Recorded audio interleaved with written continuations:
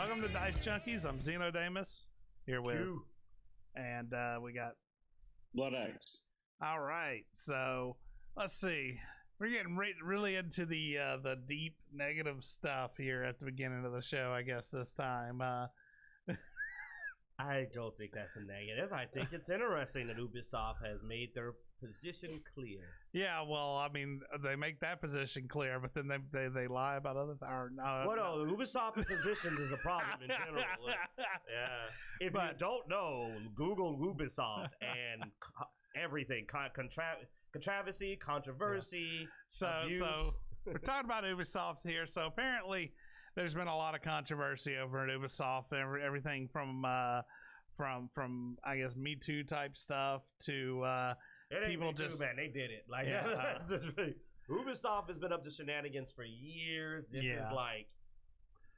But also there was problems with Assassin's Creed. People wanted a female only Assassin's Creed, or female lead only Assassin's Creed. We covered this before, actually. Yeah, we actually talked about that they had the option, you know.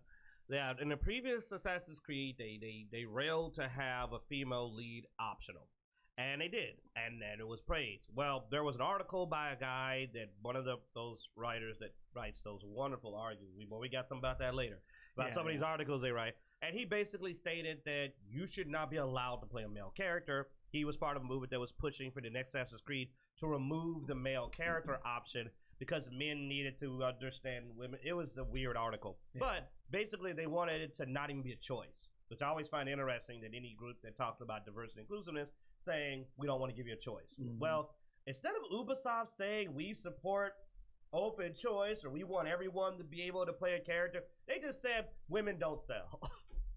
And I was just like, oh, wow, dude, that's not even true. Like, I'm a big Samus Aran fan, dude, and Lara Croft. I still prefer Lara Croft than Nate Drake. Like, I think Nate Drake is just wanting to try to be like Lara Croft. So that was just wild. But Ubisoft basically said, no, we're putting a male option into it because women don't sell. And I was just like, well, I think women lead, you know, excludes a large portion of the gaming community. I mean, it's logical to have both. Yeah, that is a vastly superior option. And that's sort of where I was going to lead to.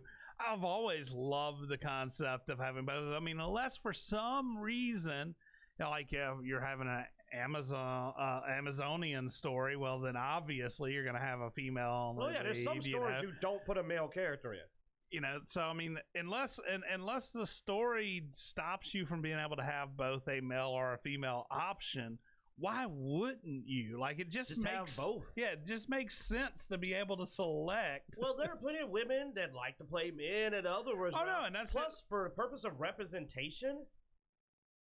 You don't want to box, because here's what happens when you do that. You're also telling people what a woman is because you're only giving them one option. What if somebody expresses themselves differently and they might want a more masculine on their character? I know we both have some friends, some male friends who prefer to play female characters. Yeah, so like removing the option also is forcefully defining.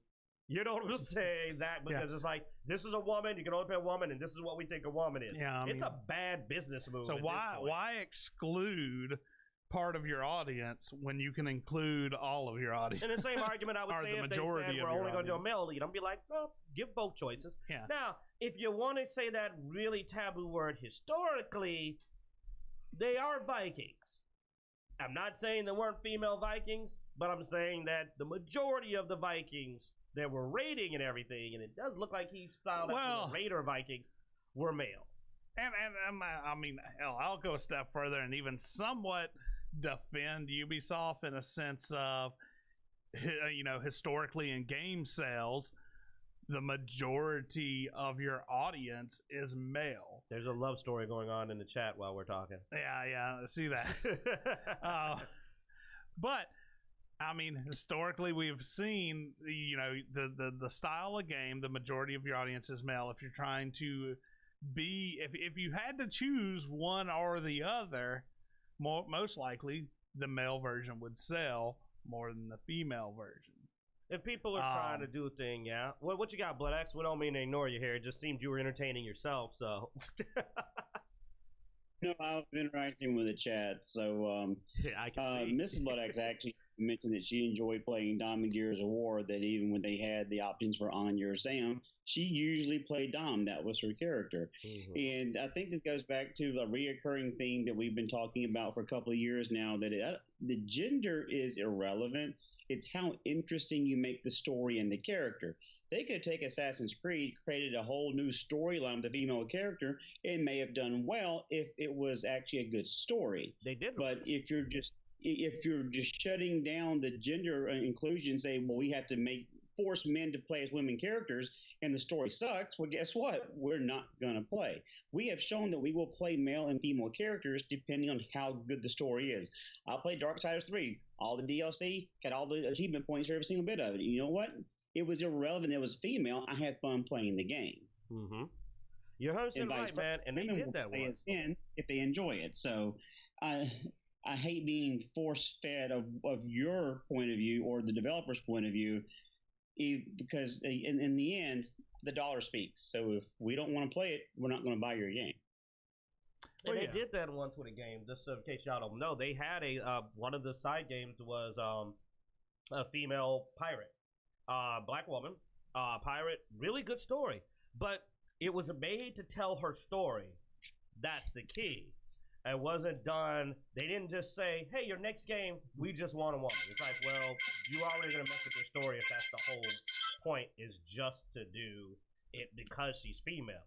Instead, have an interesting story to tell. But let's be honest, clearly now, people no longer want that unique character story. They want the choice of the two genders. So then give them both. I find it weird when somebody wants you to backtrack on your inclusivity and start excluding genders, and they think they're still being on the right side of history. I'm like, no. Whatever you tell people, because they're like, let's change that to a different thing. Let's say there was Assassin's Creed, we could play a white and a black character. And then the next game they said, hey, no more black character. What would that be called? Now, if you flipped it, it would be called amazing and brave, whatever, but it's still the same problem. Whenever you tell somebody, I want to take away the player's choice, worst of all, the people saying this, they're not the fans of the damn game. That just really bugs me. Well, that continues to be an issue in these debates on games. A lot of the people bringing up stuff, it's a platform they're using. It's not the games they love. They're not a lot of the argument isn't coming from gamers. It's somebody who has an agenda and they're using this as a platform to try to push. That's why I love games, and we both love this. If y'all follow us, we said I love a game like Elder Scrolls and Fallout and the new Cyberpunk, where it's like I make my own character. Well, I've always make whatever I want. I've always enjoyed being able to make my own character more than anything else, just because. Immersion, man. Yeah. Immersion. Well, I also have an image in mind of my ideal self, and I like trying to make that in a game because it makes it easier to be immersed in the game. Because that's me, And just so y'all know, like last few times I played Skyrim, I played a friggin' Argonian because, like I said, I don't. Like, I didn't play. I will say I always play a Red Guard first. I won't lie. I play a Red Guard first, even in Skyrim. But I played a Nord because I wanted to play a native of that nation. I thought I wanted to see it from their perspective. But then in the end, I started playing Argonians and Khajiits because you know why? Sometimes you don't want to be anything. You want to be something completely else. I'm not a furry. But it's nice to be like, I'm a black scaled dragon and eats dragons. It was awesome. I put a mod in that gave me dragon horns. I looked awesome, baby. I was called Ebon Scales. It's beautiful. I mean, I have two personas that I commonly play in games, and that's Xeno and Grief. Grief is my warrior, Xeno is my mage. You are Grief. And I mean, and those are usually one of those are the first ones I play. But like you, I'll usually play around with different things that are outside my normal, because it's also interesting to do that. It's also interesting to try to get in that mindset of someone completely different. Yeah, and I found it interesting that some people like you listen to some people with the way they would think I was sexist. Bloodaxe actually knows. What did I say I was the most excited thing to play in Gears when I'll be able to play it in PvE? but I'll be able to play it in Horde and Escape. Do you remember what I said I wanted to play the most? Got real excited. Play 5. No, I'm talking about when they changed it to where you can play any character. What was the first thing I said I wanted to play? The DR1, the robot. You remember I went on and on about that? Yeah, but that would be interesting. I don't even know what. I'm assuming they would allow that to be played as well as the Genbot, which just came out with Operation 4. Like, I love playing gender-neutral characters. I really do. Yeah. Sometimes I like playing something where I don't have to care about that crap. On Fallout 4, the number of times I've modded in, I played as a Predator. Yaucha, man, I was running around, assassinate suckers till it crashed. Let's not get into that. Yeah. But, I mean, I've played as a bunch of different cyber characters. Well, to continue on to this, I mean, we also now have the whole Paper Mario and issue with what is it? Militarized masculine colonialism. And they have a new word. It's called masculinist. So that's a new word. You're now racist, fascist, homophobic, and now there's a masculinist. this is not the right. That's not the Pace Magazine article. Yeah, I'll call them out. Pace Magazine. Y'all know who you are. Probably that one. Yeah, let me. But basically, what happened is that Paper Mario has been accused of being colonialist, masculinist, and once again, they've attacked Japanese culture. There we go. This is actually part 2, and this is why Xeno said I have more information. It's part 2 of an ongoing problem. I'm about to say it. Prepare yourself. I'm about to mention that game. You ready? All right, go ahead. The Last of Us 2 did poorly in Japan. No, it did poorly in Japan, which caused a lot of conflict between the Last of Us 2 supporters and the Japanese market.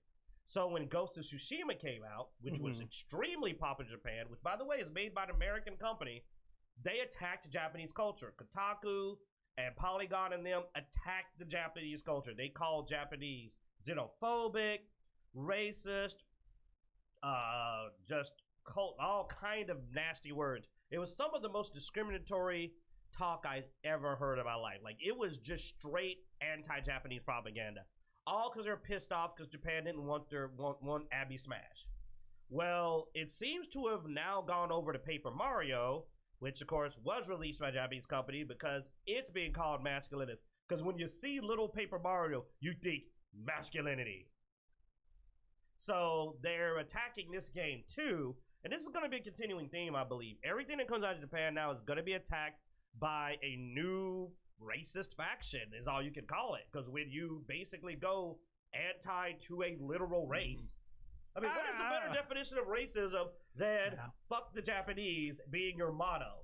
Like, that's racist as hell. I still find this to be a very small community of people. Doesn't mean they're not racist, though. I mean, no, but I mean, you can find a small community of people that believe almost anything or have any kind of ideas. I mean, we still have flat people. Earthers. Yeah, I was about to say we still have flat earthers out there, man. I can't. I'm killing them as fast as I can. Okay, they're really hard to find. I mean, this dude who wrote this article that you pointed out to me has written 2 articles. So, and honestly, I don't even know what Paste Magazine is. So, it's for people that eat glue. Is it? Is that what it means? Blood X. Isn't that what that means? They eat glue. I don't know. But yeah, no. So it's one of the reasons why I almost hate talking about these. But also at the same time, they're so talked about. It's so entertaining. It's almost like you're ignoring a section of the internet and geek culture if you don't talk about them. Well, let's also but they are obscure. Yeah, that's also a quick point of hypocrisy. This is a group of white people descended from Europeans. You don't know who Wizardly or Wiserly is. I mean, we have no clue of his or her gender, race, ethnicity, ancestry. Okay, let's say that Waverly is not everything I just said. Still, you have an American. We don't even know that. You're right. This person is a nobody. But but the people that support this argument and the groups that are attacking the Japanese culture, Because we do know that it's mostly American fans, The Last of Us 2, that attack Ghost of Tsushima. Could be the Chinese, man. No, the Chinese are attacking Japanese culture because they support the Mongolians. You need to know what you're talking about. That's Ghost of Tsushima, where China's anti-Ghost of Tsushima because they support the group of invaders that invaded Japan. That's really on the nose. That's too on the nose. That's fucking out here. That's racist on the nose racist. Throw down my shitty wall. Oh, God. But, whoa, no, that was South Park. That was not us. That was just quoting South Park. You gotta watch what you say, man. Watch what you say. But anyway, it's a group of people that aren't from Japan claiming that Japan is colonialist while telling Japan that their culture's uncivilized and should change and be more like them. And I'm just like, you might want to look up what colonialism really is, because it isn't just conquistadors like running through South America. No, it's also when people went over to Japan and tried to make Japan be more like Western culture. That's also colonialism. So your hypocrisy. Yeah, your hypocrisy and your butt off because you're telling them you're a bunch of uncivilized savages. You should be more like us. Also, you're colonial. I mean, and it's just like I think they should just keep on attacking Japan, and because then the anime people are gonna eventually snap and get onto them, and that's just gonna be but fun. What if we stop getting good anime in games? Because if they release like the next great RPG and they go, we're not shipping to America, I'm gonna add them onto the list with the flat earthers. I've already got a kill list, and they'll be right there next to them, and people will be going like, "What happened to Waverly?" And I'll be like, "I don't know." He's joking. But he was delicious. He's joking about the kill list. That is not serious. I'm joking. Disclaimer here. I rolled a 1 on my bluff check. I'm kidding. I don't. Well, I'm not active. I'm not acting on my kill list. So anyway, let's get a random encounter, man. All right. You want me to do it? All right, I'll roll. You were here first. Put your flag down. Show us how it's done, Western man. 9. You want me to say something really controversial? What's that? Without colonialism, we wouldn't have the civilization we have today. That could be said about several things, and I'm not getting into that conversation. I dare you. I immediately knew where you were going. I know Bloodaxe just looking. You know what's awesome is how the way he's been over the screen.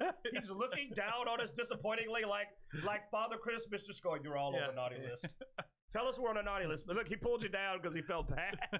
You were literally looking down on us there, Bloodaxe. I love that. He just like, shake your head, man. Do it. Do the shake. Just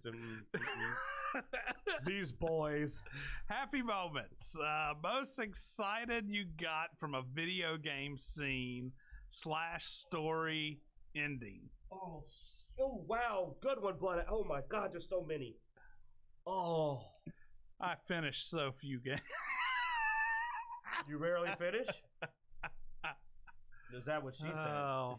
You finished so few? God, dude, there's been so many epic moments. But there's the one that really made me feel. I'm sorry, you roll first. You go. I've got more than one. Oh man, I gotta organize them. Trying to think. Screw it, I gotta do 2, Bloodaxe. Is that allowed? Do I have your permission to do 2? Go nuts. I mean, dang. I might have to do this because it goes into a later subject. The one reason I'm looking forward to a game that's coming out. I'm gonna let you go because I'm trying to filter them out in my head, man. Okay, okay. All right. The first one that came to my mind is Omni slashing Sephiroth at the end of Final Fantasy VII. After this mofo had been donkey punching you and had been a shadow over you for the whole game. The one-on-one moment when you go full ham on his ass at the end of that. Oh, spoilers. Well, don't worry, that's not in the new remake anyway. So you just go ham on his ass, one-on-one, vindication. That was very, very exciting. I enjoyed that scene. It was very, very fun. In the same vein, the one thing that I give Fable 2 was when I capped that bastard at the end of that game who shot my dog and killed my wife and kids. Play the game. It was a moment of sadness when you just go, he's talking all this trash and you can just interrupt him and shoot him in the face. That was a very cathartic moment as well. And finally, oddly enough, I'm going super old school, but oh God, which one was it? Blood Axe, help me. Which was the Mega Man game where when you got to the end of it, was it Proto Man? The one where you got to the end of the game where Mega Man is gonna kill Dr. Wily. Like the Dr. Wily goes, hey, you can't take me out. Like you gotta arrest me because of the laws. And Mega Man's like, yeah, no, I've evolved beyond that. He was about to kill Dr. Wily. Do you remember that one? Was that 5? Was it 4 or 5? That was a moment when Mega Man goes, no, you're a problem. You keep hurting people. And like he was planning to kill, he like pulls the gun on him. And I was just like, oh shit, it just got real. You know what I'm saying? Like that was an amazing moment where you just go, cause I couldn't disagree with him. I'm just like, yeah, no, he's right. Like Wily just keeps killing people, man. He keeps making murder robots. Like how many times you gonna let somebody make murder robots where you're gonna be like, there's not gonna be a Mega Man 6. You know what I'm saying? Like this is it, man. There's a Mega Man 6 that's gonna be the son of Wily. It ain't gonna be you. And he actually was planning to kill him. That was a epic moment. Cause it was intense as hell. Cause you were just like, whoa, you did not expect it. You're like, all right, it's time to arrest Dr. Wily. And all of a sudden, and you're like, whoa, what? That was amazing. So there you go. I had to do 3 because those moments defined characters. 2 of them being cathartic as hell, and 1 of them just being like a game changer where to me, Mega Man's balls dropped and it became not a kiddie game anymore. It got real. All right, what y'all got? Let's see. All right, so I'll sort of mention 2 endings. I don't know if they're necessarily happy moments, but I mean they were endings that also stuck. I mean, you know, we talked about women in gaming and stuff like that. I mean, obviously that's the ending of Metroid. Oh, I think he robbed you, Blood Axe. That sounds like that'd have been one of yours. was Yeah. pretty cool moment, and yeah, you weren't expecting it. The other one, not so happy, but I didn't see it coming, and it did go. It made you think. It put you on the line, and that was Spec Ops: The Line, man. That ending. That is not happy. I don't It's think not happy of this at all. I know it's not happy, moments, man. But it excited me because it was such a interesting, innovative type of ending. Like, it was different. I mean, where the ending's not necessarily happy, it made me happy to see them sort of push the line in the game, you know? I mean, I like those innovations. I like that it actually surprised me, because I'm not surprised often on the ending of a game. Yeah, that is true. But, So even when he's required to, Xeno still throws. So you see, act like it's me all the time. I gave a happy ending though, and before I gave. Did you? But I also focused on the excited part. I will admit that was game changing, dude. Yeah. Samus's helmet remove made me go, fuck. I'm still a fan of her from off of that scene. It is followed through all the crap games in between, even. Well, yeah. That like I'm still like Samus Aran's the best bounty hunter. Like her Boba Fett, no, Samus. Samus trumps Boba Fett, man. Samus Aran. It was an amazing moment. But Blood Axe, by the way, before you give yours, you've got to do this for anime and movies. Like that is a good subject. And man, because when I read that, I immediately thought of like 9 anime moments right off the top of my head that I was like, he has got to do this for anime. Now, like wow, there's anime moments that I got excited just remembering them. I'm sorry, go ahead, brother. What you got for us? Well, since we're double dipping, I'm going to go ahead and double dip. But one of mine's actually going to be definitely from the excited standpoint, to where when after 2 or 3 days of trying, Q and I finally beat the barracks on master difficulty on Gears of War 5 and Operation 3. Oh my! I think we were all screaming in God. joy that we actually finally beat that bloody man. I can't believe you tried to make us play that again recently. Oh man, I was mad. I was like, "Is this the barracks, you bastard?" Like the barracks. Oh God, he actually loaded it up and snuck it up on me, and like I don't remember who our third was, and I was just like, "Are you kidding?" It was a person new to Escape. It was wrong, Yes. and they were just like, "What's this map?" And I'm like, "Pure pain." I'm playing Forza. I'm new to Escape. I'm like, okay, let's go farm cars on the barracks and see if I can get one past Q, and I did. I literally blocked out the barracks. Yeah, that was funny. But the my game is actually the first Castlevania Lords of Shadow. Whenever, again, spoiler alert, when you actually see him leave this throne room, and actually it's modern day time. It's no longer like the 13th century. Because again, did not see that coming at all, and it made me excited for the second game, which consequently I really didn't enjoy playing all that much. But anyway, so mine will be the first Castlevania Lords of Shadow. Okay, what scene? The very end, when oh my gosh. Okay, so for those of you that haven't played Wait a Castlevania minute, Lords is of that Shadow, the one where they did the stupid crap with the Belmonts? And they changed the whole history of the game. well, yeah, Oh God, yeah, I know what you're talking. Oh wow, you like it that? was actually fun, but no, it did not have a Belmont in it. But you were basically a crusader, and throughout the whole game, you learn abilities, so on and so forth. But no, it was more Castlevania-ish than some of the other ones I played, especially like the one that came on the 64, which I can't remember what it was anymore. It was so bad. But no, the ending actually it was really interesting because when you jump out of the window and you're actually seeing cars and street lights, and like up in this thing for centuries, and right in front in New York, and nobody knew about it. I mean, so anyway, so I'm sorry my selection disappointed Joe. What? No. I mean, hey, your choice is your choice. Like, it's a great subject. I'm just not a fan of that particular Castlevania, man. Okay, I'm a Castlevania snob. Did you play it? I'm familiar with the whole story, and when I heard the story, I refused to play it because of the choices they made to do with the story. I am an adamant person about not giving money to things that I feel crapped on things I care about. Yeah, I didn't finish it. I started playing it. I had issues with the controls of the game.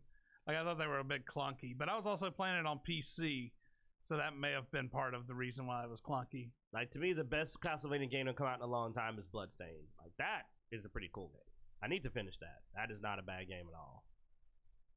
But it makes sense. It was made by the creator of Castlevania, specifically to spit in the eye of like the pachinko machines and crap they've been putting out. Oh boy. Anyway, let's not talk. See, now we're getting sad again. Like the things they've done to Castlevania. I just know now that the more I think about it, the more I realize I need to be more persistent on finishing games and not getting distracted by another game. Yeah. Like have you beat Doom yet? No, I moved on to something else. He got that as a gift, and he still hasn't beat it. It's not like I quit playing it. I still go back to it. I enjoyed it. It's a really good game. It's a shooter. It's not that long. You can complete it in a day with some effort. Doom is a game I play though when I'm angry and I'm trying not to kill people in real life. See, you got to kill this too, don't you? All right. All right. Next up, we have a rumor from our Star Wars guru Bloodaxe. Yeah, good news, y'all. We've got an optimistic story. For George Lucas to replace Kathleen Kennedy and launch the Star Wars verse. Now, this started, we talked about it with Doomcock and a bunch of the rumors that he spread it. Now, apparently, it's coming from more people. Bloodaxe, you want to tell us more about that? Yeah, so this has been getting some traction, and I don't normally like to talk about rumors on the show unless it's huge reckless speculation time.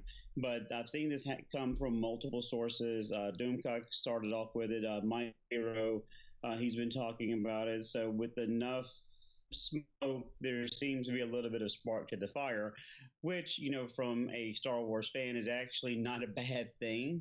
to burn down kind of what they've done at Lucasfilm and just basically restart fresh. So from what the stories have said is basically Lucasfilm has been reaching out to George Lucas about returning as basically the head of Lucasfilm.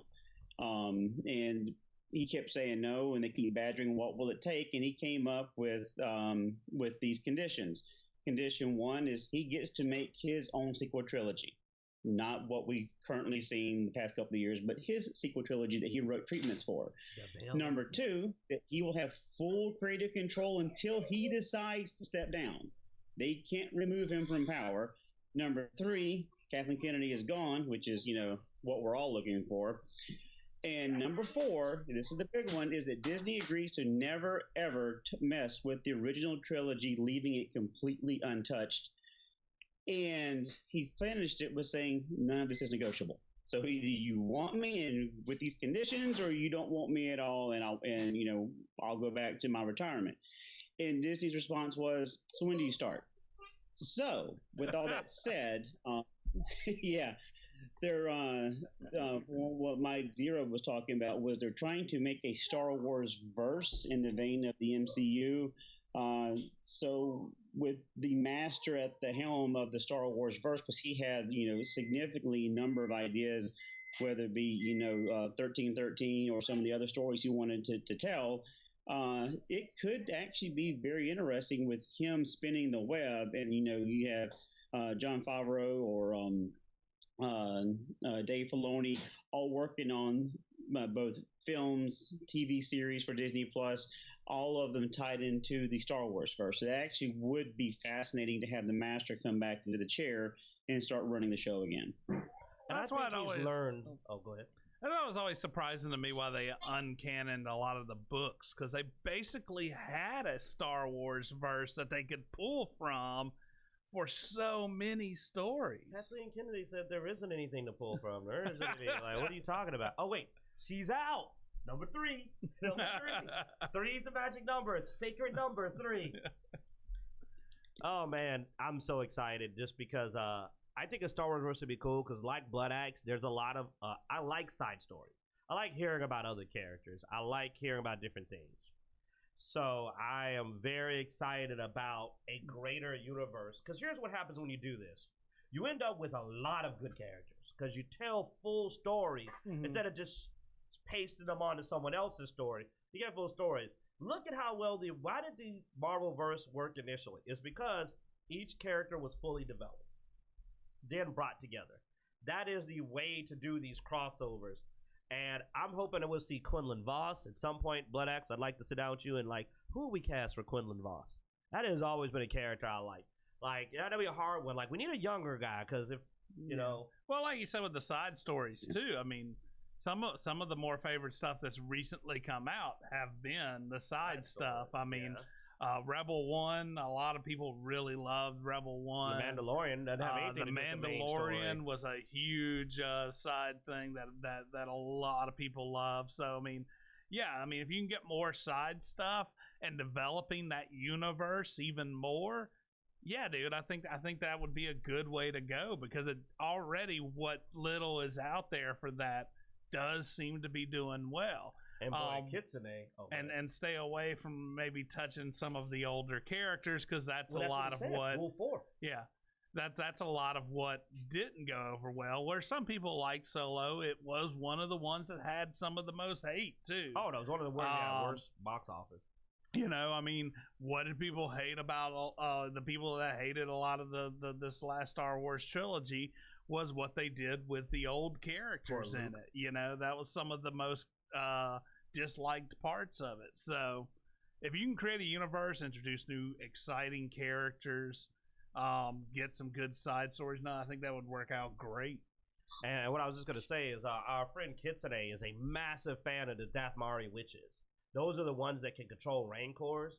And I would love to see other Force traditions. There's a Keldorian Force tradition. There's whatever the race visits Mar is. They have their own Force traditions. Let's flesh this out, man. Let's get into it. Let's look at some different paths. Let's make a greater universe. So, boom. I am all about this. This is possibly the best news I've heard because if it's a Star Wars verse, I'm expecting I'm going to get to see different. I'd like to know more about the Wookiees. Like, when you really get into it, and the Wookiee Trandoshan conflict and rivalry is really interesting, but you only get a taste of it either in the expanded universe or in KOTOR. Like, a lot of the items you get tell you paint this story of this rivalry. I would like to see it. I would like to get in there and see more of that. So hopefully George will finally make this a universe that I can really get into, because the reason I've never been a Star Wars fan is that the universe, because I didn't read the expanded material, that's my fault. I only watched the movies. The universe never captured me. Yeah. Well, once you also expand the universe, you start getting more video games. You get more. You can get like tabletop and stuff like that. That's all that can be fleshed out more. Preferably not using the fate dice. Yeah, not the fate. Sorry, man, I can't. Not fate core. Sorry, fate. You got a wonderful dice system, but not the Star Wars. Blood X? Yeah, so one of the things that Expanded Universe did also was allowed for fans to create their own genres of stuff, which George Lucas even pulled from into the movies. But more importantly, it also generated a culture among Star Wars fans that re-engaged themselves continuously, even though there weren't films. Because as rabid as the fans were, we only had 6 films, but yet we had 15, 20 years between films, and we're so as dedicated today as we were when the last movie came out. So the expanded universe content was shelved as non-canon because of Disney, and I don't know why they chose to go that route, but I have my own personal theories on that.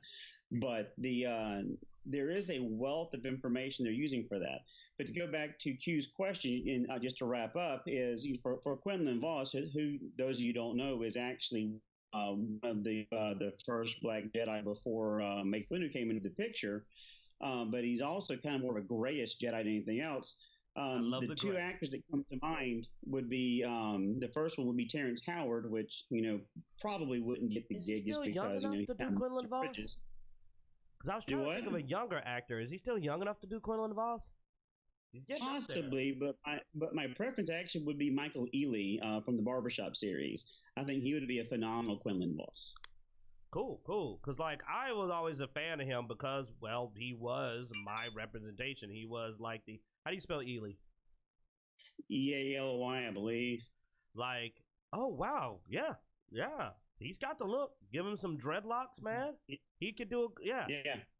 Yeah, good call. Yeah, I haven't seen his acting, but if he's been in action movies. I see Fast and Furious, Barbershop, Takers. Yeah, that could be an interesting. That guy looks a lot like, I don't know if you've never seen, but that guy has the look. All he needs is dreadlocks. But Quinlan Vos is one of the first Black Jedi, and what I loved about him is that he was, like he said, kind of like Kyle Kennard.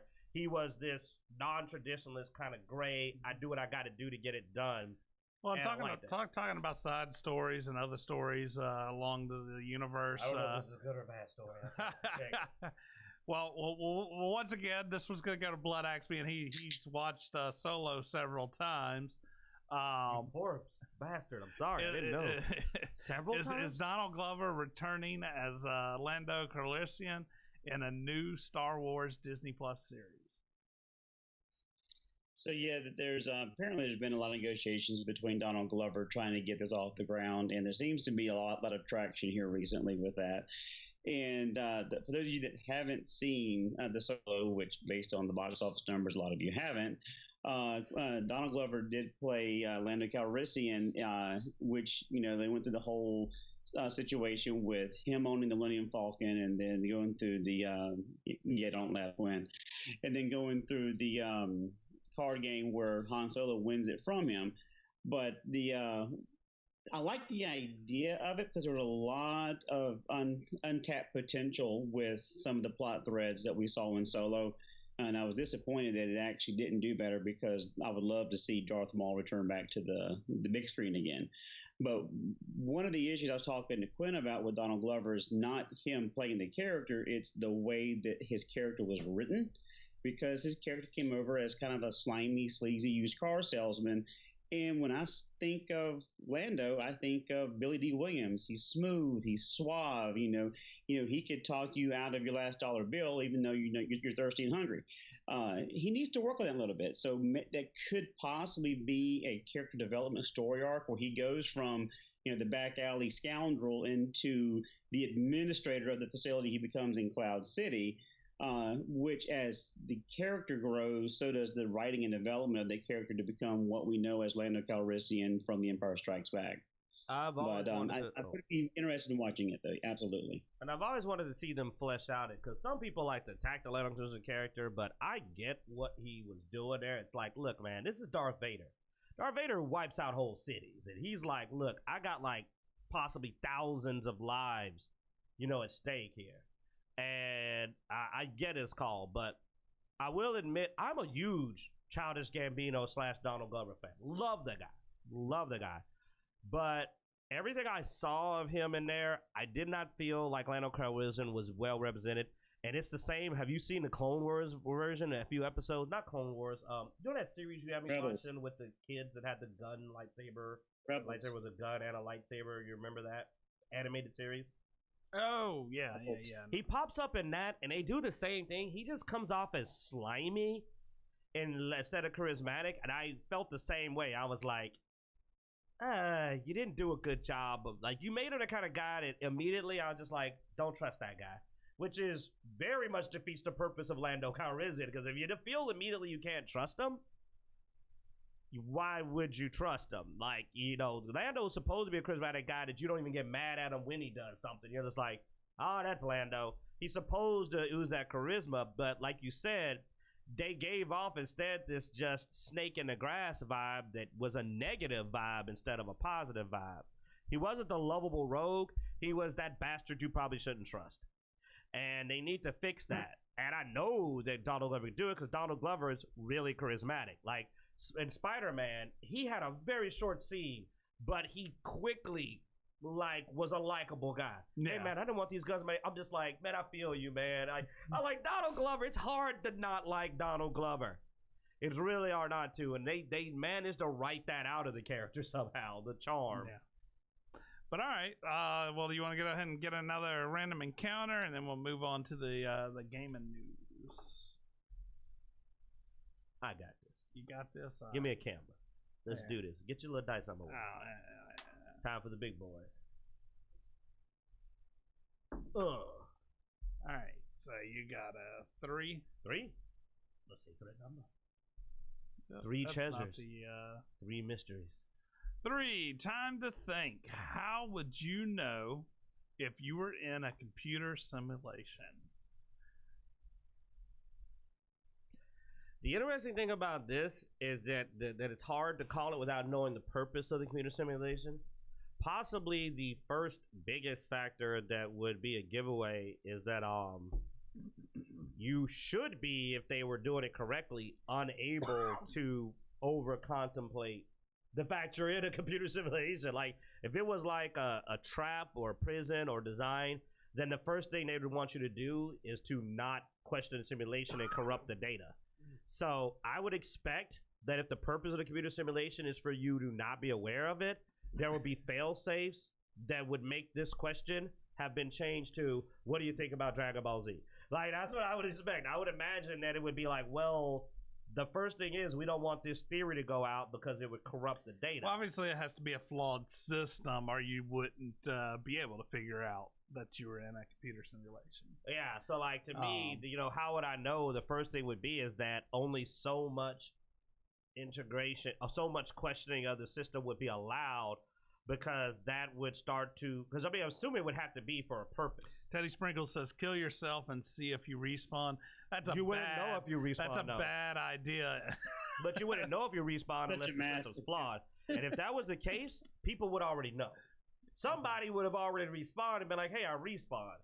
So no, that won't work. Yeah. Like, that's why it's like the biggest thing is that I would avoid allowing this train of thought to exist in my simulation so that people don't alter the way they behave. Yeah. I mean, obviously there's got to be a flaw in the system. I mean, you've got the I guess the classic Matrix glitch, deja vu, Well, remember, a lot of people get out of the Matrix because they start to question that the Matrix is real. That's literally what breaks the Matrix.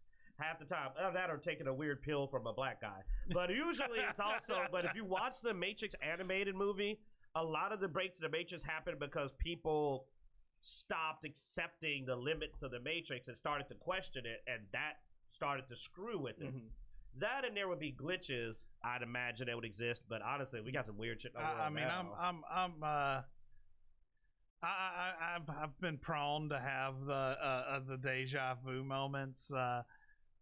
You know, I always I like the concept of, you know, if you meet enough people, the system has to start reusing faces. You know. You know what also could break the system though? Another test would be AIs. There would be a limit on what an AI would be able to doing within it. Otherwise, it would break the simulation because it's an artificial intelligence. If it got to a certain point, it could potentially break the program in and of itself because it's code itself. Yeah. If you find yourself too important or too centralized and everything, you might be in a... That ain't my life. I ain't Y'all ain't listening to me. What? What about you, Blood Axe? What do you think? Well, the actual question did come from me thinking of the Matrix movie. But one of the things that I actually came up with was because of the immense number of calculations, the significant lag whenever you're interacting with the other characters in the simulation, not being able to respond quickly or be able to adjust to unexpected variables on the fly, I think actually would be one of the ways to give it away unless you have a massively supercomputer that can keep up with all those variables. Why do you think they introduced COVID into the system that cause social distancing to improve on lag issues? It's rebooting the system right now. Yeah, there's an update, so they needed to separate people for a while to prevent lag. Well, his theory tags on to mine, though, Blood Axe, because that's why I said the AIs would be the problem, because imagine that within your simulation, you also have the people within your simulation creating advanced AIs capable of this level of movement and interaction. It would be the mirror, the infinite mirror. Imagine if we created a simulation while we're in a simulation. That'd crash the system probably, because it'd be like, holy crap, they're making a VR? Now, maybe that's why we know we're in a simulation now, because VR sucks. But like, if VR got to a certain point, you'd have the simulation within a simulation within a simulation. I tell you, man, and it should crash the system. COVID is a sign of us being in a simulation because it is reducing the stress on the system by causing social distancing, limiting the max number of people in a building. I mean, how many times, you know, in a game you have max particles? It's lowering the NPC count. Yeah, and NPC counts is the save system. That's, man, we're in a fucking simulation. Well, damn it, I want hacks. Nexus mods, mod me. Where's my cheat?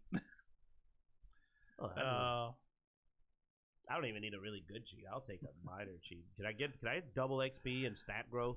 I've been trying to get rid of this beer belly for a while, man. Like, I could use it. Like, I do need my stat window. It would definitely promote me living a healthier lifestyle. I do like that concept. A lot of people are shocked with the lit RPGs where they go like, well, why would this person suddenly exercise? Because if you could numerically count down what it takes to achieve certain things, it would make progress easier for gamers because we're crazy grinding psychos. Yeah. So we'd be all into it. If I could see that I gained 1 experience per push-up, even if it took 1,000 XP to go up a point of strength, if it was a number I could count, I would be able to exercise easier. I would be able to do it because I'd be like, all right, come on, grind it, baby. We're going to level up.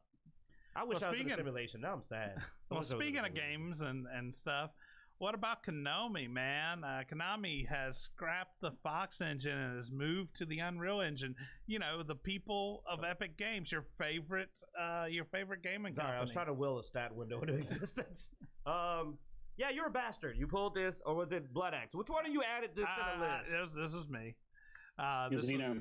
So Konami's joining the Epic bandwagon. They're getting the Unreal Engine, which could lead to them being in bed with Epic, which could lead to them supporting the Epic Store and putting their games exclusively on Epic. But that's okay, because as Jim Sterling says all the time, F Konami. Nobody's going to miss you, Konami. You want to sell out, man. You know you're in the same camp as Tencent. How you feel about that, huh? They own a majority of the company. You sure you want to be using their engine? You know, so they own a huge chunk, man. You're making a bad call.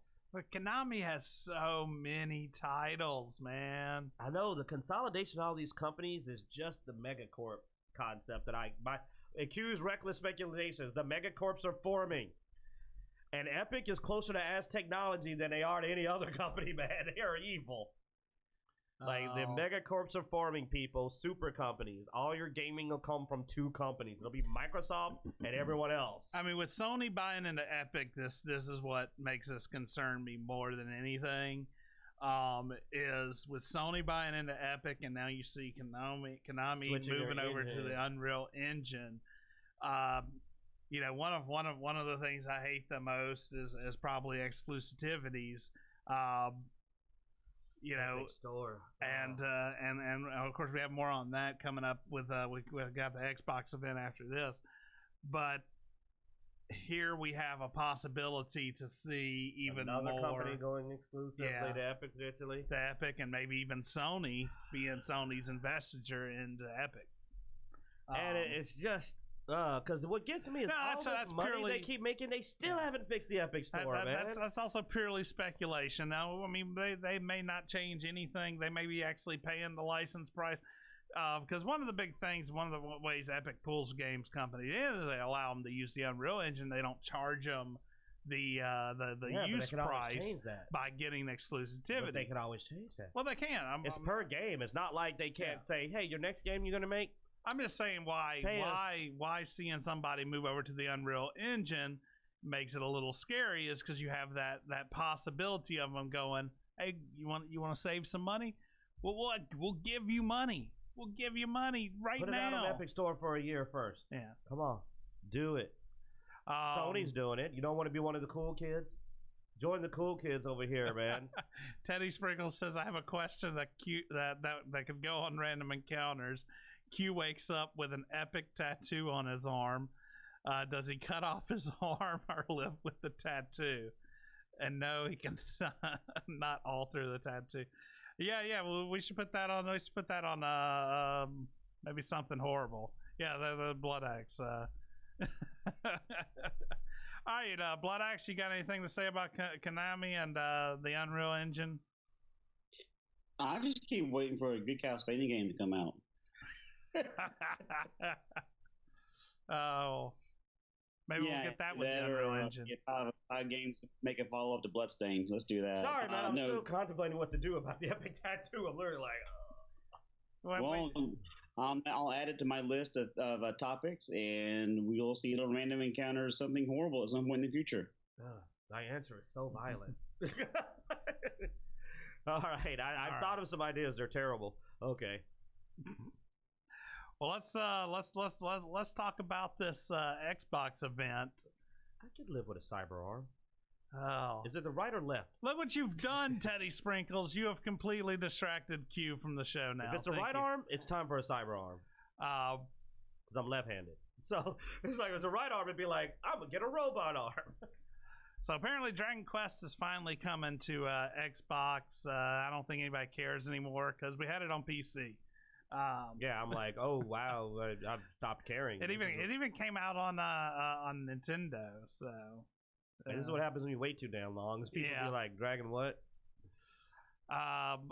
Exomecha. I'm not familiar with this one. Watch Dogs Legions could be interesting. Been talking about that one for a while. I like the Watch Dogs series. You can play as a little old lady. That's what a lot of people have been looking forward to. I'm not sure about this whole Legion thing, but I enjoyed the Xbox series, the Watch Dogs series. You had Echo Generation. I'm not familiar with that one. Anything on you guys? Hello Neighbor 2. Hello Neighbor 2 was. I've been watching trailers of the playthrough of the Hello Guest Alpha, and an interesting twist is that everybody thought the neighbor was that dude with the costume, but now it looks like he isn't. Hello Neighbor 1 was a surprisingly interesting game. It had that Dark Souls like thing where they don't tell you the story, you have to infer it from gameplay. And I'm very curious to see what they're going to do with the second arc, since they really wrapped it up nice the first time. Where are they going with this? I have my theories, and if you want to hear them, ask for them, and I can do a short video telling you what I think is going on in the second game, and we can see if Q's right or if it's just another pulling out of my butt idea. But I have theories about what it's about. I'd love if you're a fan of Hello Neighbor, I'd love to discuss it, or if you want to hear about it, let me know. Right. We have Bayland Wonderworld. That kind of reminds me of the old what was the game with the dude with the floating hands and the oh god, I'm getting old. Yeah. It reminds me of another style of game, but it looks like another platformer. The cool part is a lot of this stuff is on Game Pass, and that's freaking awesome. Yeah, I was gonna get to that at the end. Halo Infinite was one of the big ones for the event. They actually showed some gameplay. Yeah, you had an 8-minute demo. Now a lot of people were like, the trailer that was already released was better. That they didn't get a lot from the event. If I see more good gameplay, I might come back to Halo. I didn't really like what they did after Bungie stopped doing Halo. Well, they said the gameplay appears to go back to its roots. I know, and that was the good stuff. And features an open world. Yep. So that could actually be really good. Some people rumor this may be the last Halo, though. I mean, sometimes you got to do something else. Yeah. Some of my favorite games ended. I doubt it'd be the last one. Come on. Halo makes money for Xbox. Xbox will continue to make Halos. Well, I mean, I don't think it has to be the last Halo, but it should probably be the last Master Chief. Maybe the last of this storyline. I love Master Chief, but, even I'm saying it's time for a new story. Just don't do it on the corpse. Don't have Master Chief drinking blue milk on a damn island by himself with a bunch of penguin creatures. Like that. I'm sorry. Maybe we can get a Halo RPG or something, man. A open world Halo RPG can be fun, especially if you can start off as a soldier, but you work your way through the program and become a Spartan, and then you get to cut. Damn, man, that sounds awesome. Yo, I need a Halo mod for Fallout 4 where you go through the program to become a Spartan and level up into it. Nexus mod, you can do it. I believe in you. Then we have State of Decay 3, which is that game keeps getting more games. I never really played one, but it's apparently a popular zombie apocalypse survival game. Because one came out, State of Decay 2 is on Game Pass, and State of Decay 3 is coming out, so it must be a crowd for it. Maybe I need to go play State of Decay 2. It's on there, Blood Axe. We can try it out.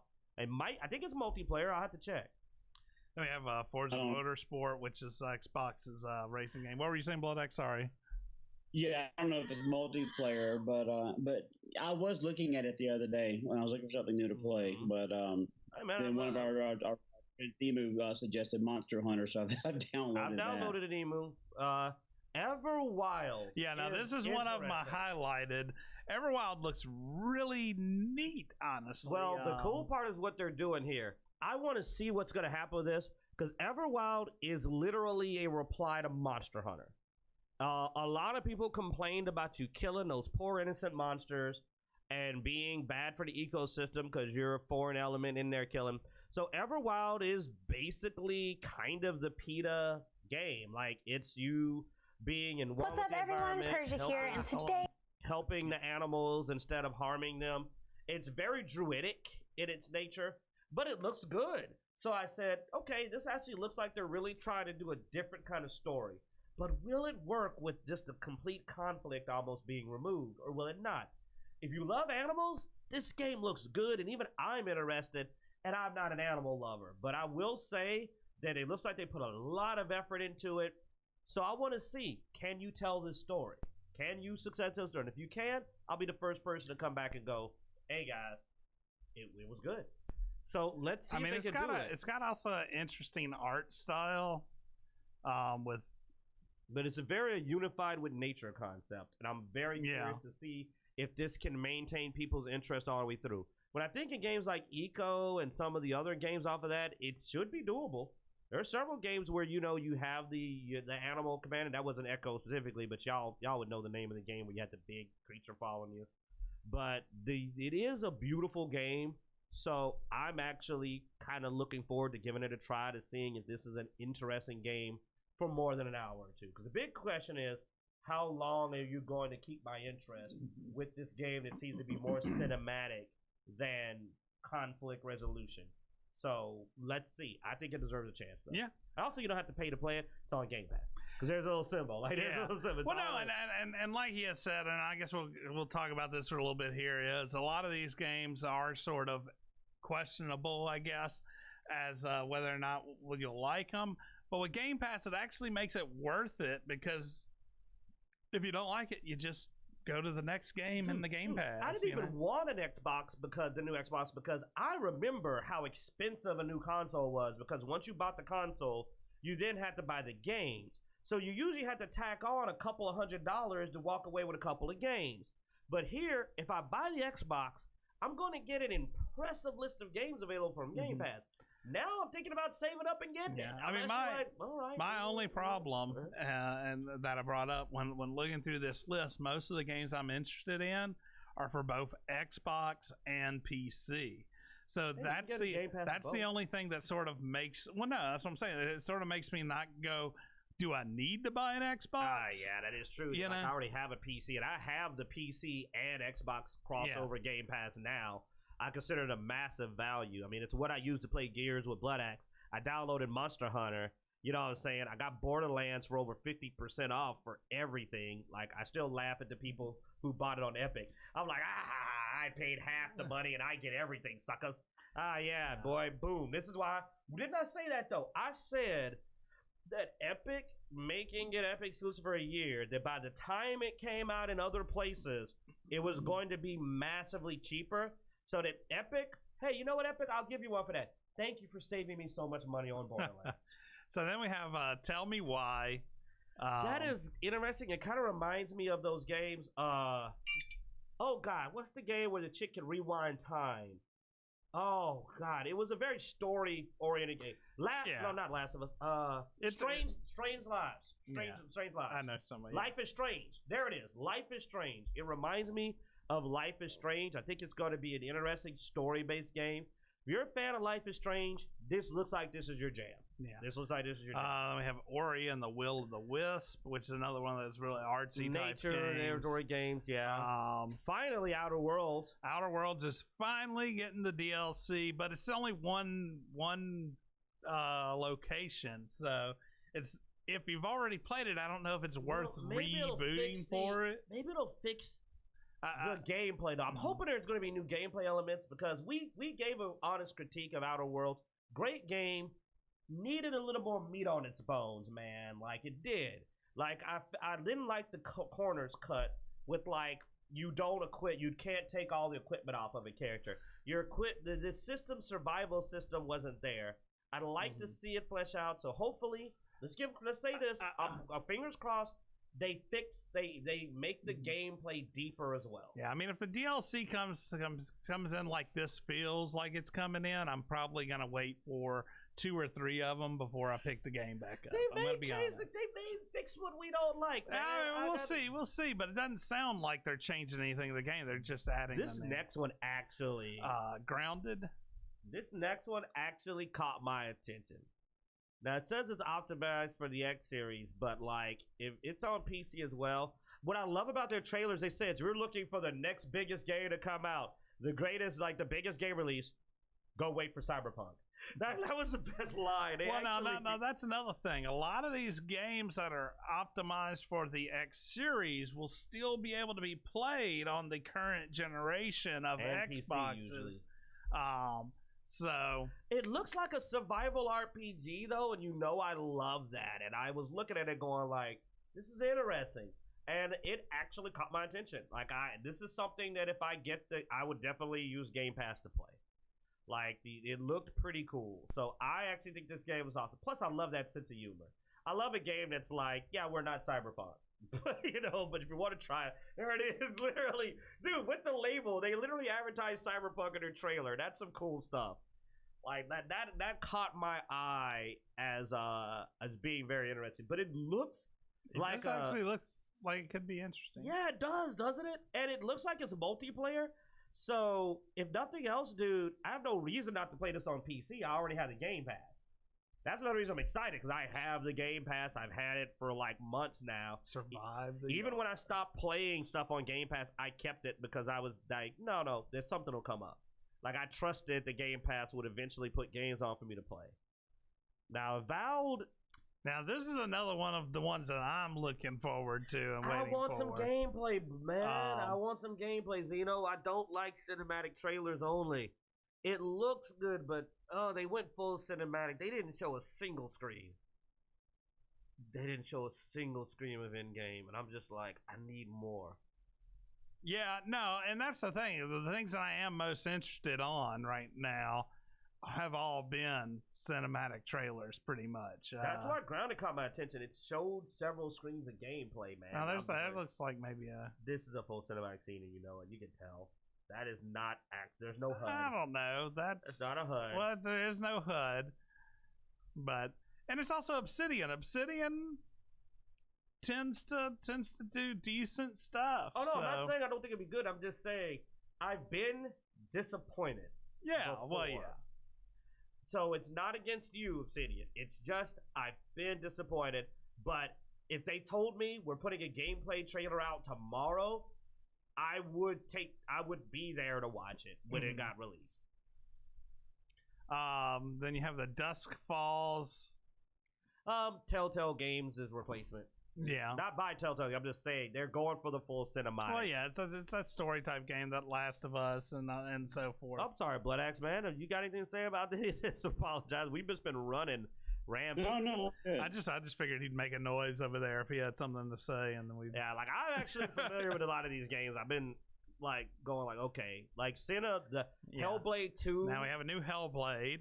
Looks like it's gonna be not a solo story. He's got a lot of guys behind her. It looks like there might be even some mass combat elements. This is a different type of story, which is interesting since it was so cinematic originally, as it was a story that kind of had to deal with mental illness, as well as a deep lore story based in this mythology. And now it seems like it's gonna be a much wider open in the real world, less in her head. Story. Now, this is something that people have been asking for a long time, is a new Psychonauts. And Jack Black's doing a lot of the music, baby. Oh, is he? Yeah. What? Did you watch this? Did you even watch this? It was a lead for you. Blood Axe thinking like he didn't watch it. It's a lead for you to tell more. Okay. But did you know about Jack Black? No, I didn't. Of course he watched it. He pulled the title. But yeah, you didn't pay attention to Psychonauts. Yeah. No. Now the only thing that bothers me is they only show this kind of psychedelic yellow submarine board. I'm hoping that's not the whole game, because what I liked about Psychonauts is you went to a lot of different mindscapes with different themes, and they've only shown one theme. But I'm pretty sure that was just what they have ready, and that you're going to go to different themes, because that's what I liked, is each person's mind had their own unique feel and theme to it. So I'm sure there's more.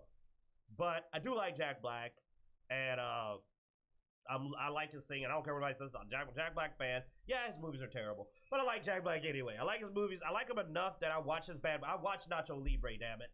You know what I'm saying? And, Nacho Libre. But anyway, I'm a Jack Black fan, a big Jack Black fan. Finding out he's doing the music sounds awesome. And Psychonauts 1 was good. You need to play it. Even now, it still stands up. It was a fun, unique game. Yeah, now we have Stalker 2. Who's gonna skip Destiny 2? Damn. I mean, it's Destiny 2. Jeez. There are people that play that, and like it. Well, I think it's already out. It's just coming to the Game Pass. Seems to be heavily, I don't know if it's new, the cryomancy, but they're going heavy on the cryomancy in this, man. Yeah. Like, the whole trailer is ice powers. But, Destiny 2's got an expansion coming for you Destiny 2 fans, so. Yeah. Well, this is where they're supposed to be remaking a lot of stuff. Like it's almost supposed to be almost like a new game with the expansion. Maybe I'll try it out when it restarts. But then I'll be on a level playing field. Yeah. But that trailer looked good. So Stalker 2 looked interesting. That looked like that could be my style, my jam too. I like survival. But yeah, I mean it's that survival stuff. Then you have Warhammer 40K Dark Tide. I'm not a big Warhammer guy. I have two friends that are massive fans, and then me and Kitsune have played some of the Warhammer games together. And what I like about this is that if you're a Warhammer fan, this looks like this is Imperial Guard, which means it's going to be a horror. Because, Imperial Guards are the expendable troops. Imperial Guards are stormtroopers. They are not top tier. They are the guys that die. And the trailer gives off this horror vibe, but I see a 4-man squad, so I'm thinking this is going to be the 4-man mission-based survival where they drop you in there. It's 4 of you, and your goal is to survive and complete your mission against these odds. If he skips to the end, they show chaos, and these guys are not ready for chaos. That is bull crap that they go up against chaos, man. Like when I saw that scene, jump back. No, it's right there. And I was just like, and that looks like that's a friggin' Nurgle Chaos Space Marine. So this is a horror. Like Imperial Guard should not be taking on Chaos and with the zombies.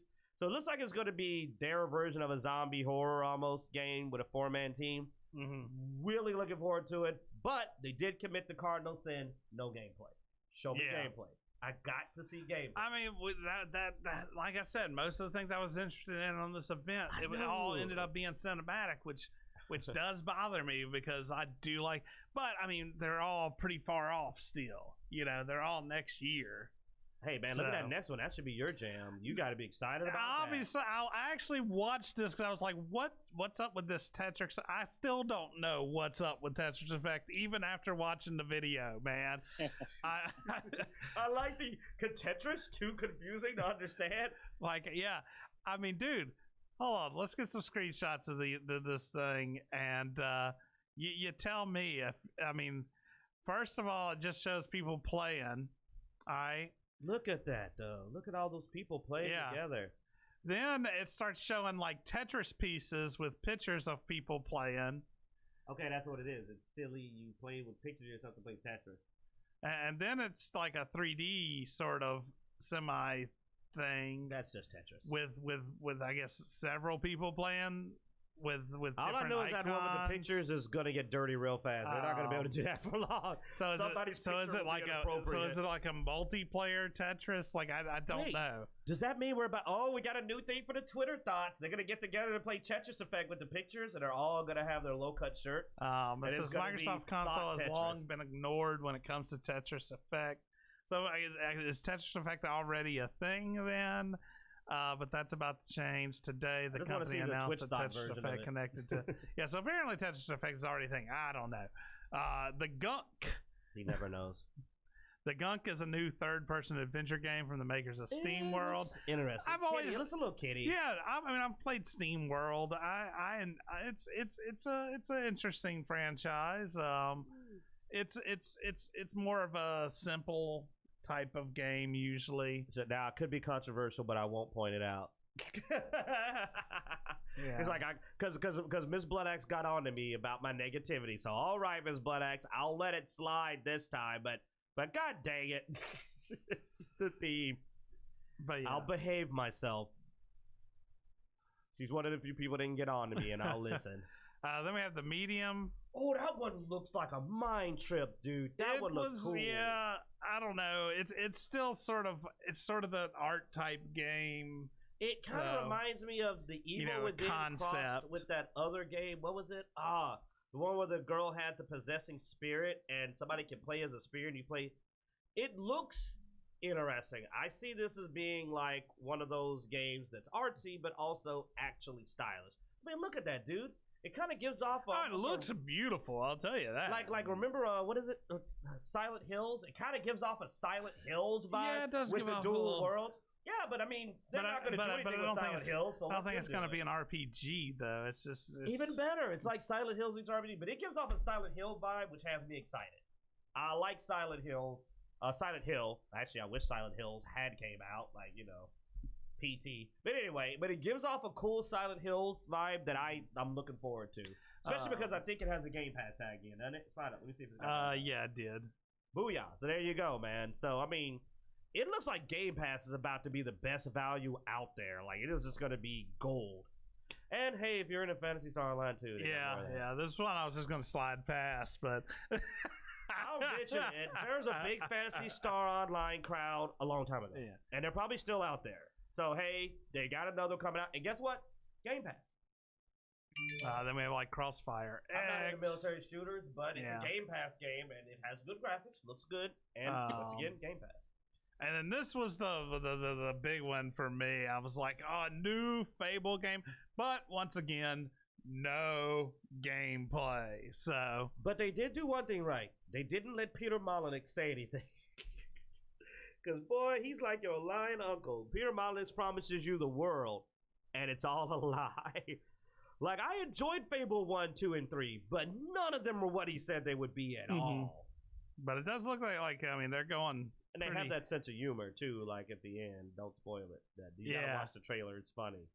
But I will admit, though, that this trailer also gives you no flipping idea what you're dealing with at all. They don't even try.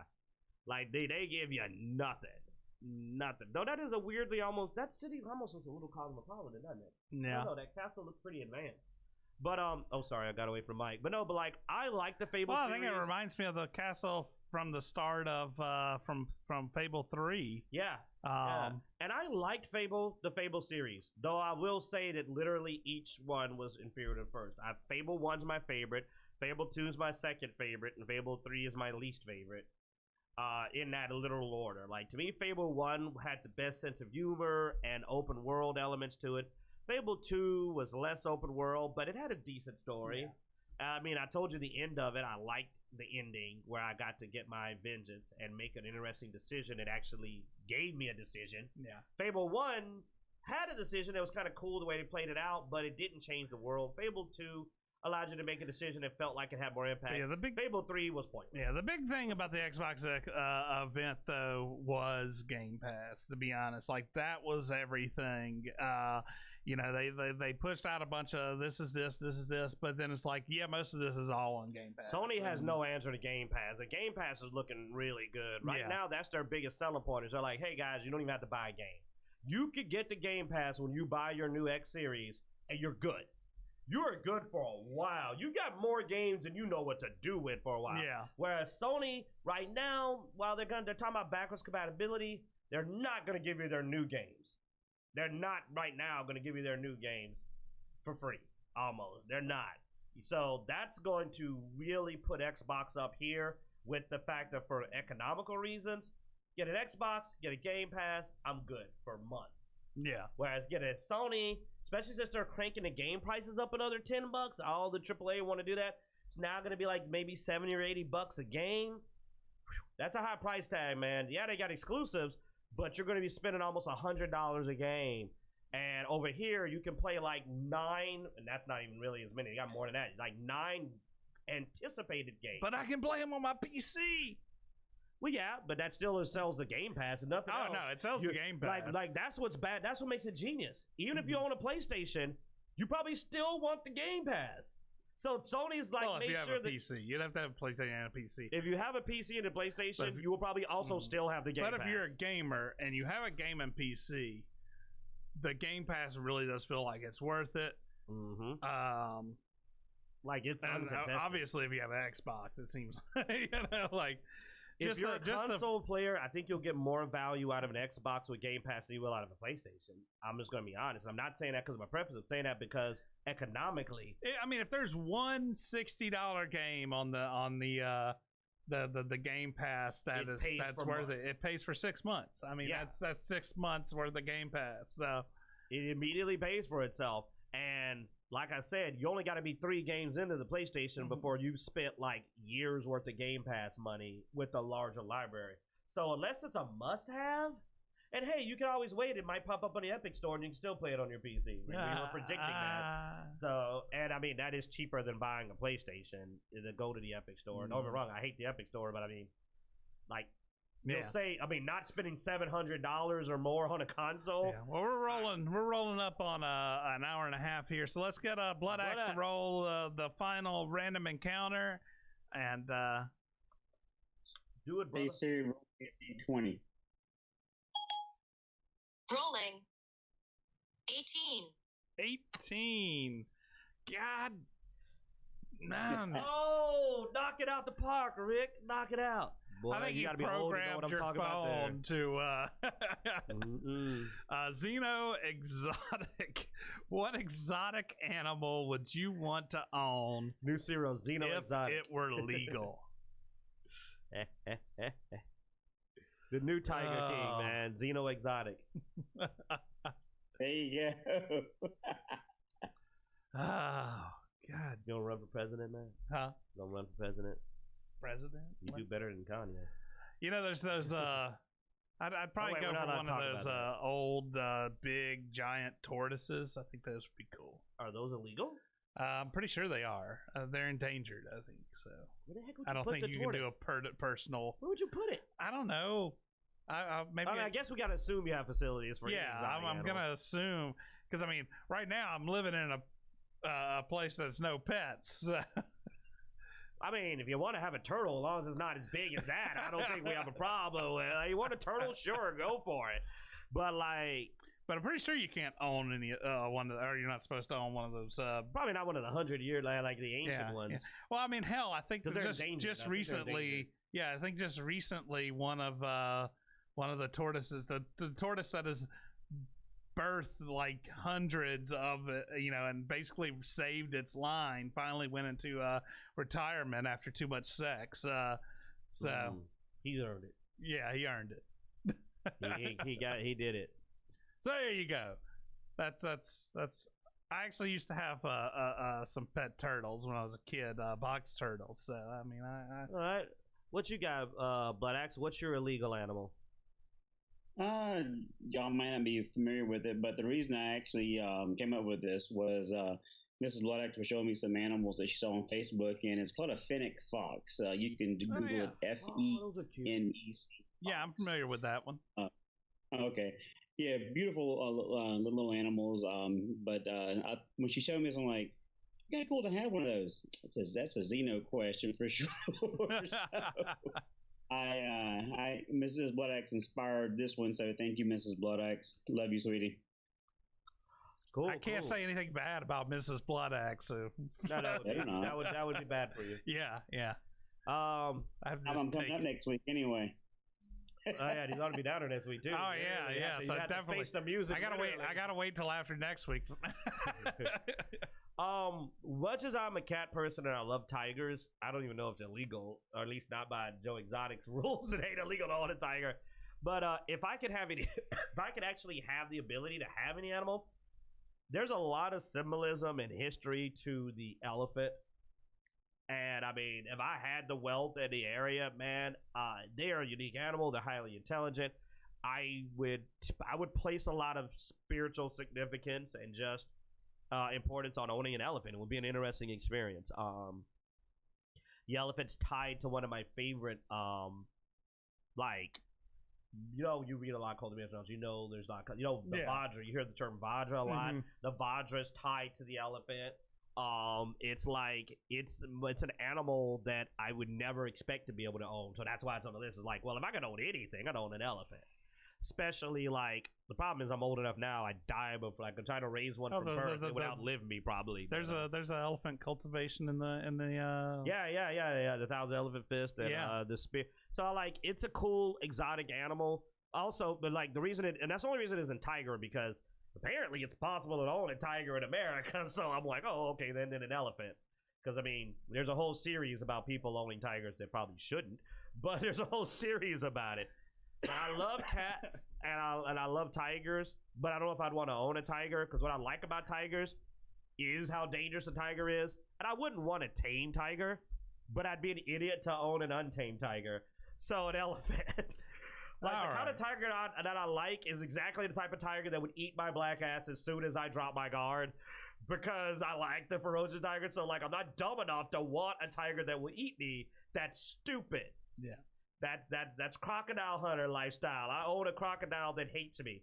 What, if you really followed it back there? There was a crocodile in their zoo that hated Steve Irwin and tried to kill him every time he entered the cage. And he would F with it because he'd be like, where's he hiding now? Because they would try to kill him. It never stopped hating him. Should have watched out for the stingray, though. Thank you for watching Dicejunkies. We enjoy doing this every week. Be sure to check us out on Twitch live every Sunday at 3:30. Go to our YouTube channel. Be sure to like, subscribe. That's for his whole family. That's for his family, dude. That's messed up. You got anything last notes, Blood Axe, before we go? No, I just want to thank some of my Xbox buddies with Lunchbox and Toxic Ron. We made some good videos. We actually did a Horde Master video, which Xeno will be loading up here shortly, where we actually did a full Master run with no Jack in 64 minutes. glitch free, completely legitimate. But most importantly was the amount of time we actually allowed for a character to keep their ultimate, which was 47 straight consecutive waves nonstop. So to find out more about that, tune in later on the week when the video pops up and give us your feedback. Yeah, we have several videos on Twitch if you want to check them out, but that one's hitting YouTube because when he told me that, I was like, 47 waves of Marcus's ultimate, no glitch, no tricks. Dude, I challenge somebody to pull more waves. I'm willing to put that out there. I'm ballsy enough to say, we don't think you could get more waves, man. 47, I think, is the limit. I'm cocky enough to say I don't think nobody can pull 48 to 50 waves. All right. I believe that they cannot beat that performance. Well, so be sure to check that out on Twitch as well. Like they have several videos on Twitch. Heck, I think Blood Axe, he's been almost every day. I mean, I'd be sick of he's Gears. Top tier, man. He's in the top 1,000. Oh yeah, he's in the top 1,000 now, so that's awesome. You can join them on Xbox. What's the Xbox group again? Blood Axe. It's an Xbox club called Dicejunkies. Look for Mr. Blood Axe. You can shoot me a message, and I'll send you an invitation to the group as well. There are rumors that I occasionally appear in these games too. We don't know if they're substantiated or not. So there you go. Be sure to check us out, Dicejunkies.com, where you can find links everywhere we are online. With Twitter, we got Blood Axe taking care of the Twitter, Instagram. I know Q'd have been doing that, but what does that look, man? You're shaking the table with a nervous leg syndrome. Oh, whoops, my bad. It also looks dirty because you're down here going. You shake it. All right, guys. Thanks for watching. We hope you enjoyed it. As every week or something, I don't know. I'm changing it Twitter, up. Twitch, yeah, Instagram, YouTube. Hit that notification bell. We finally broke 1,000, but we'd like to. We will welcome you to help pad our numbers. We're going to try to get them to monetize us. Once they watch our content, they won't, but we're going to bug them anyway for it. We are on Twitch, like I said. Black X has got good content out. It's a little secret Easter egg. If you want to know some tricks for paddock, check out the Twitch channel. But we won't tell you here. You got to go check them out, but it's cool. And as every week, hope you enjoy.